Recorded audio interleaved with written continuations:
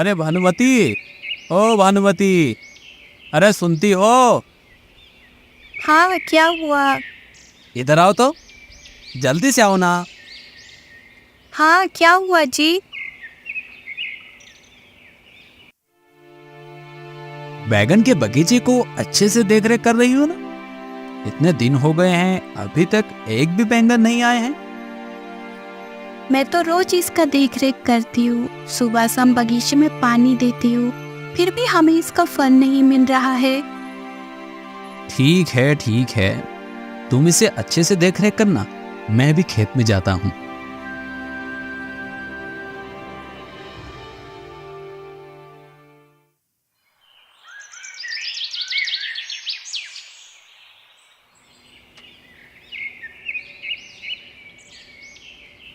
देखो भानुमति, हमारे बगीचे में एक बैगन निकल आया है, लेकिन ये तो बस एक ही है। इसको क्या ही बाजार में बेचूं? ऐसा करो, तुम इसकी सब्जी बनाओ, मैं खेत से लौटकर खाना खाऊंगा, है ना? ठीक है।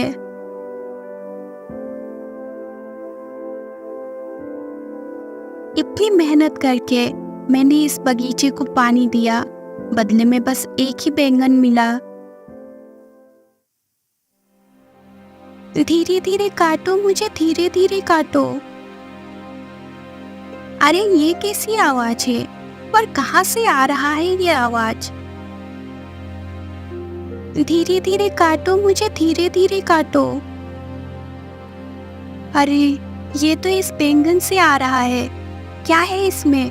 बाप रे बाप, मैं जल्दी यहाँ से भाग जाती हूँ।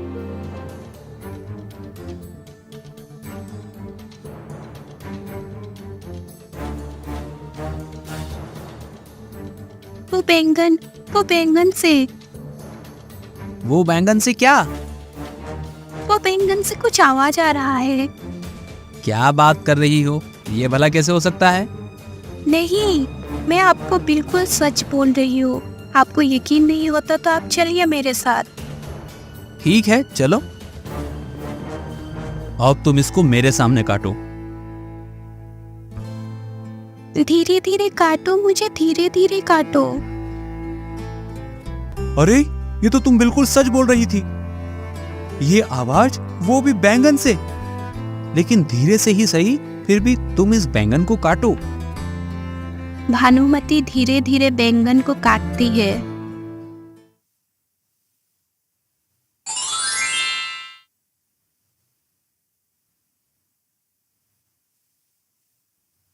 अरे ये क्या? एक छोटी सी लड़की। हमारे तो कोई संतान नहीं है। मैं इस लड़की को अपनी बेटी स्वीकार करती हूँ। बेटी, बेटी तुम इस बैंगन से निकली हो, इसीलिए मैं तुम्हारा नाम बैंगनमती रखना चाहती हूँ। बैंगनमती अपनी नई माँ पाकर बहुत खुश हो जाती है। बैंगनमती धीरे धीरे बड़ी होने लगी। बढ़ती उम्र के साथ साथ वो दिखने में भी बहुत सुंदर थी।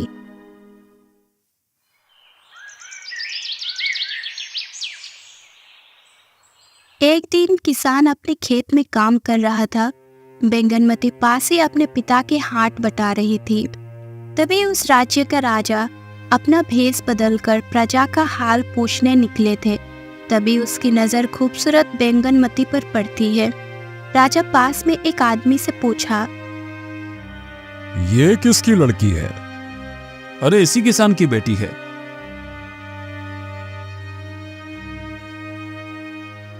राजा ने अपने महल में पहुंचकर उस किसान को बुलावा भेजा। जी महाराज, आपने मुझे बुलाया, लेकिन मैं आपकी क्या सेवा कर सकता हूँ? जब तुम अपने खेत में काम कर रहे थे, उस वक्त तुम्हारे साथ एक लड़की थी। वो लड़की कौन थी? महाराज, वो एक तरह से मेरी बेटी है और नहीं भी। इसका क्या मतलब हुआ? इसके बाद किसान ने राजा को सारी बातें बता दी। उसके बाद सारी बातें जानकर राजा ने कहा, अच्छा, मैं बैंगनमती से शादी करके उसे रानी बनाना चाहता हूं। महाराज, आप एक मामूली से किसान की बेटी से शादी करेंगे? हाँ, बिल्कुल हम करेंगे। हम उसकी सुंदरता पर मोहित हो गए हैं। किसान बहुत खुश हो गया। वो घर जाकर अपनी पत्नी को सारी बातें बताई। सारी बात सुनकर उसकी पत्नी भी बहुत ज़्यादा खुश हो जाती है। कुछ दिन बाद राजा के साथ बैंगनमती का विवाह हो जाता है। बेटी के विवाह के बाद माँ बाप दुखी रहने लगे। इधर जब नई बहू महल में प्रवेश किया तो बड़े ही प्यार और सम्मान के साथ सभी लोगों ने उसका स्वागत किया। राजा ने अपनी नई पत्नी का नाम बैंगन सुंदरी रखा। नई रानी को देखकर बड़ी रानी भी कहने लगी, तुम कितनी सुंदर हो छोटी बहन। कुछ दिन ऐसे ही बीत गया। सब लोग छोटी रानी के स्वभाव और सुंदरता की तारीफ करने लगे, जिसे देखकर बड़ी रानी छोटी रानी से जलने लगी। ये छोटी सी किसान की बेटी ना जाने कहाँ से आकर सबका ध्यान अपनी ओर कर लिया। मुझे तो आप कोई पूछता भी नहीं है। एक दिन की बात है, महारानी ने बैंगन सुंदरी से पूछा, छोटी रानी, तुम्हारा जान कहाँ पर है? अरे बड़ी बहन, जान और कहाँ पर होगी? जान तो मेरे दिल में ही है। ये नहीं हो सकता। तुम तो इंसान के पेट से पैदा ही नहीं हुई, इसीलिए तुम्हारा जान शरीर के अंदर नहीं होगा। जरूर किसी और जगह पर रखी है। बड़ी बहन, तुम्हें ये बात मालूम करने की क्या आवश्यकता है? जरूरत तो कुछ नहीं, बस यूं ही मालूम करना चाहती थी कि बाद में तुम्हें कोई नुकसान ना हो। बहन, तुम ये ख्याल छोड़ दो, क्योंकि ये बात मैं किसी को कहूंगी ही नहीं तो मेरा नुकसान कौन करेगा? तो क्या तुम्हारी जान तुम्हारे शरीर में नहीं है? नहीं बहन, मेरी जान इसी शरीर में है। बात छुपाने से क्या होता है? असल बात तो अब खुल गई है। अब तुम बता भी दो, तुम्हारी जान कहाँ पर है? बहन, ये बात बताना मना है। भला अपनी बड़ी बहन को बताने में क्या दिक्कत है? नहीं बहन, सगे घर वालों को भी ये बात बताने की इजाजत नहीं है। छोटी रानी ने बात ना बताई, मगर बड़ी रानी ने भी पूछना ना छोड़ा। खाते पीते, सोते जागते, उठते बैठते वो बैंगन सुंदरी से यही बात पूछती रहती।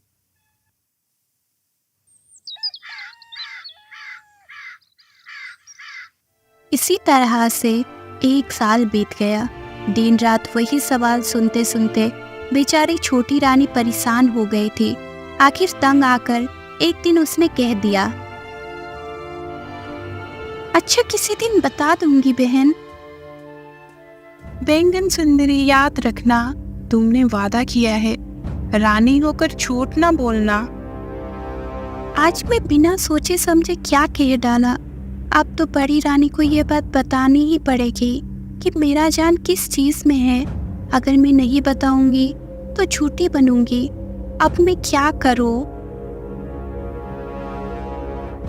फिर छोटी रानी राजा के पास गई और बोली, महाराज, अगर मैं मर जाऊं तो मेरी लाश को जला मत देना। चुप रहो रानी, ऐसी बात मत कहो। नहीं महाराज, मेरी सारी बातें सुन लीजिए। अगर मैं मर जाऊं तो इस महल के बाहर कहीं दूर, जहां लोगों का आना जाना ना हो, वहां पर एक मकान बना देना और उसी मकान में मुझे पलंग सहित रख दीजिएगा। रानी, तुम चुप करो। ये बातें तुम मुंह पर मत लाओ। हाँ महाराज, अभी चुप हो जाती हूँ। बस आखिरी बात सुन लीजिए।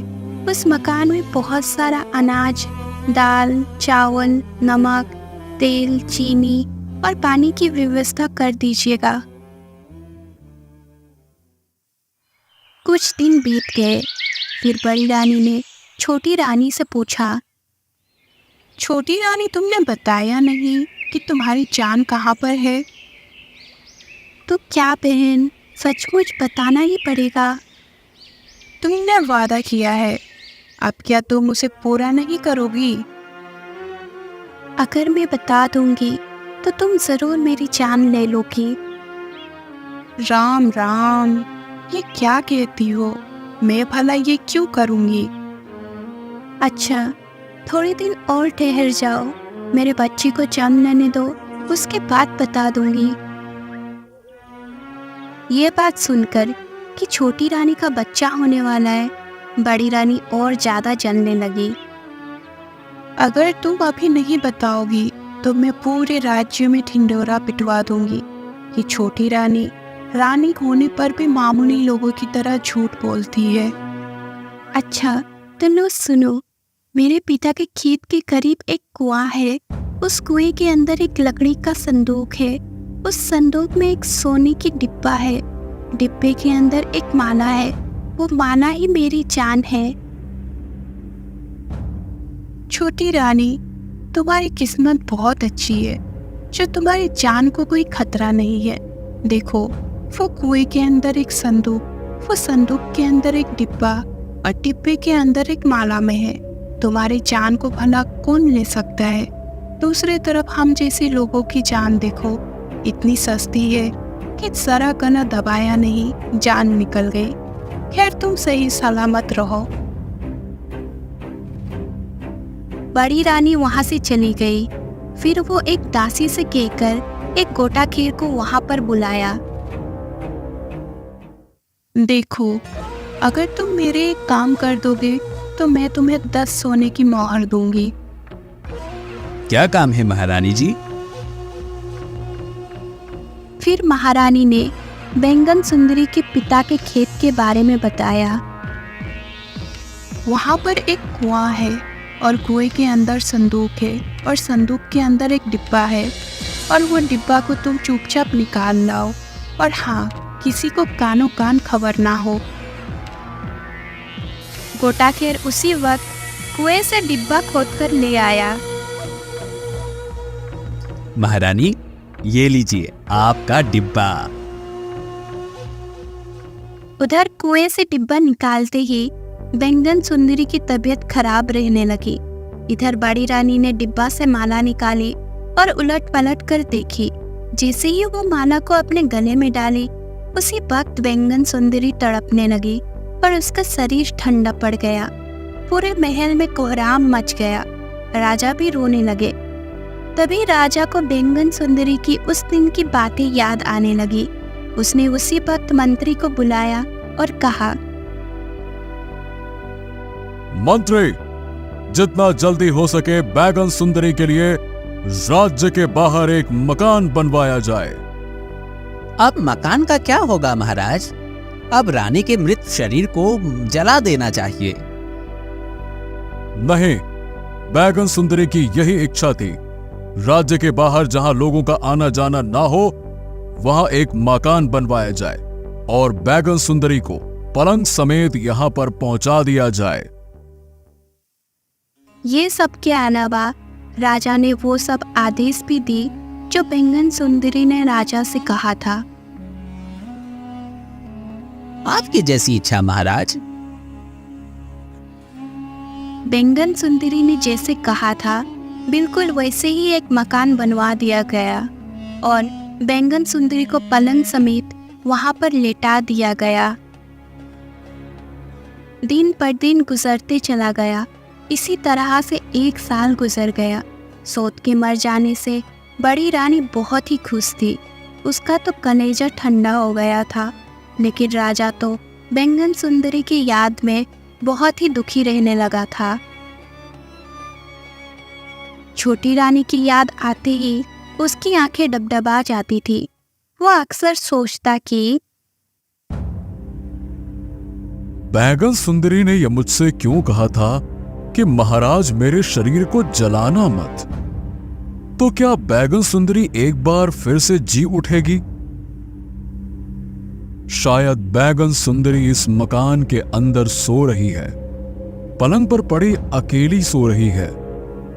वो जाग कर शायद मुझे ढूंढती हो और बाहर निकलने का रास्ता ना पाकर, महाराज महाराज चिल्लाती हो। लेकिन फिर राजा को विचार आता कि इंसान मरकर कभी जिंदा नहीं होते। अपने मन को समझाने के लिए राजा रोज बैंगन सुंदरी के मकान की चारों ओर चक्कर लगाया करता था। एक दिन अचानक उसने सुना कि मकान के अंदर से किसी बच्चे की रोने की आवाज आ रही थी। राजा ये सुनकर चौंक पड़ा। अरे ये बच्चा कहां से आया?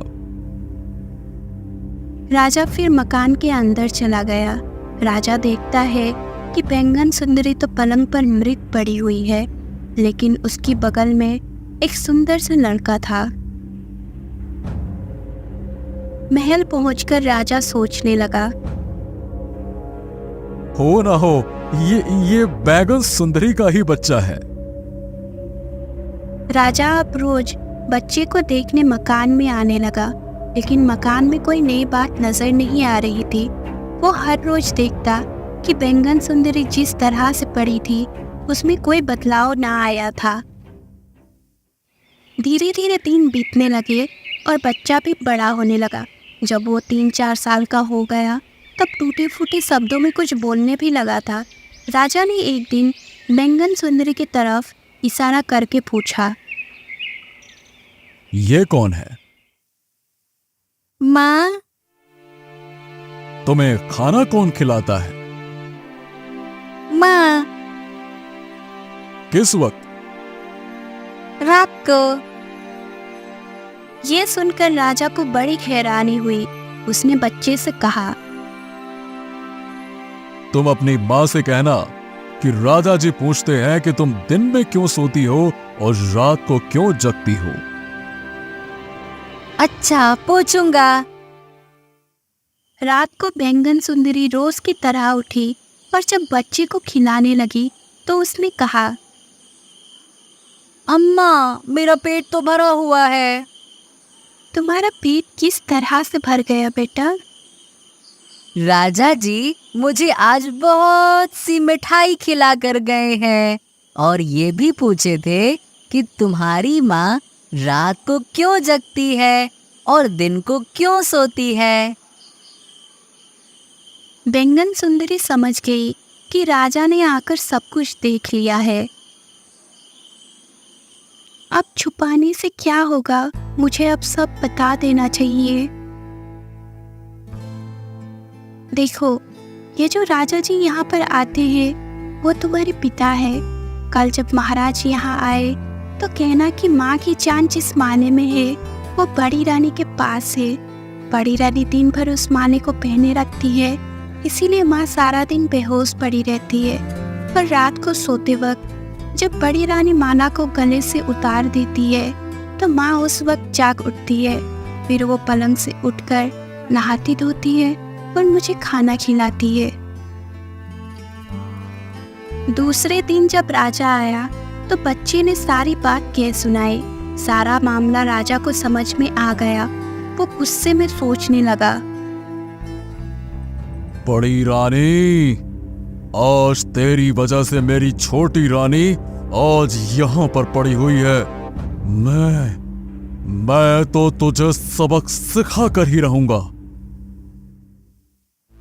महल में जाकर राजा ने बड़ी रानी से कहा, बड़ी रानी, हमारे मित्र का एक बहुत ही प्यारा बेटा है। मैं उसे बहुत प्यार करता हूं। मैं उसे महल में लेकर आना चाहता हूं। बच्चे तो मुझे भी बहुत ही पसंद है, आप उसे जरूर लेकर आइए। परंतु एक बात है, वो लड़का है बहुत जिद्दी। जो चीज मांगता है जब तक वो मिल ना जाए रो रो कर आफत खड़ी कर देता है। तो क्या हमारे महल में किसी चीज की कमी है? वो जो भी चीज मांगेगा उसे दे दी जाएगी। अच्छा ठीक है रानी, तब उसे मैं लेकर आता हूं। ये कहकर राजा बैंगन सुंदरी के मकान में गया और लड़के से कहने लगा, जब रानी तुम्हारे पास आए उसी वक्त उसके गले की माला पकड़ लेना और जोर जोर से रोना शुरू कर देना। जब तक रानी तुम्हें वो माला ना दे, तुम रोते ही रहना, ठीक है? इस तरह से समझा बुझाकर राजा लड़की को बड़ी रानी के पास महल में ले आया। रानी ने उसे बड़े ही प्यार से बुलाया और उसके पास आकर बोली, अरे ये लड़का तो बहुत ही प्यारा है। लड़का उस वक्त माला लेने के लिए जोर जोर से रोने लगा। मुझे ये माला चाहिए, चाहिए तो चाहिए तो चाहिए तो चाहिए तो चाहिए, मुझे ये माला चाहिए, मुझे ये माला चाहिए, मुझे ये माला चाहिए। रानी ने उसे बहलाने फुसलाने की बहुत ही कोशिश की। कई तरह की मिठाइयाँ, खिलौने आदि पेश किया गया, लेकिन वो किसी भी तरह से मानने को तैयार ना था। तब राजा ने उदास होकर कहा, दूसरे के बच्चों को क्यों रुलाती हो? आखिर वो मांगता क्या है? मेरे गले की माला मांगता है। तो तुम दे क्यों नहीं देती? नहीं नहीं, ये माला तो मैं किसी को नहीं दे सकती। अरे ये माला बच्चे को दे दो, मैं तुम्हें इस तरह की दूसरी माला लाकर दे दूंगा, ठीक है? ये माला तो मैं हरगिज ना दूंगी। अरे नहीं दोगी तो यह लड़का रो रो कर मर जाएगा। पराए बच्चे को घर लाकर क्या यूं ही मार दोगी? बच्चे का रोना देखकर रानी को उस पर दया आ गई और सोचने लगी, छोटी रानी तो अब मर ही चुकी है, थोड़ी देर के लिए यह माला बच्ची को दे दी जाए तो क्या हर्ज है। इस समय तो मैं माला दे देती हूँ, लेकिन जब लड़के का मन बहल जाए तो माला मुझे वापस ला देना। हाँ हाँ रानी, तुम उसे अभी के लिए माला दे दो, थोड़ी देर बाद मैं तुम्हें माला लाकर दे दूंगा। रानी ने माला निकालकर राजा को दे दी और राजा लड़के को लेकर महल से बाहर बैंगन सुंदरी के मकान में जा पहुंचा। राजा ने अंदर जाकर बैंगन सुंदरी के गले में वो माला डाल दी। माला पहनते ही बैंगन सुंदरी उठ बैठी। राजा ने बैंगन सुंदरी से कहा, वो आज मैं बहुत ज्यादा खुश हूं सुंदरी, लेकिन तुमसे एक विनती है। अभी 2-4 दिन के लिए तुम यहीं पर रहो, बाद में मैं तुम्हें महल लेकर जाऊंगा। उस रात राजा जब राजमहल पहुंचा तो बड़ी रानी ने पूछा, आज इतनी रात तक कहाँ पर रह गए थे आप? मैं अपने सेनापति और मंत्रियों से सलाह मशवरा कर रहा था। क्या सलाह मशवरा कर रहे थे आप? एक दूसरे देश का राजा हमारे देश पर हमला करने वाला है, इसीलिए तुम्हारी सुरक्षा को देखते हुए ये सलाह दे रहे थे कि तुम्हें कहां पर छुपा कर रखा जाए जहां पर तुम सुरक्षित रह सको। हे राम, ये युद्ध के नाम से तो मुझे बड़ा ही डर लगता है। तो क्या फैसला किया है आपने? मैंने सोचा कि हमारे महल का गुप्त तहखाना, वहां पे मैं तुम्हें छुपा कर रखूं। तो जल्दी ही मेरी तहखाने में जाने की तैयारी कीजिए।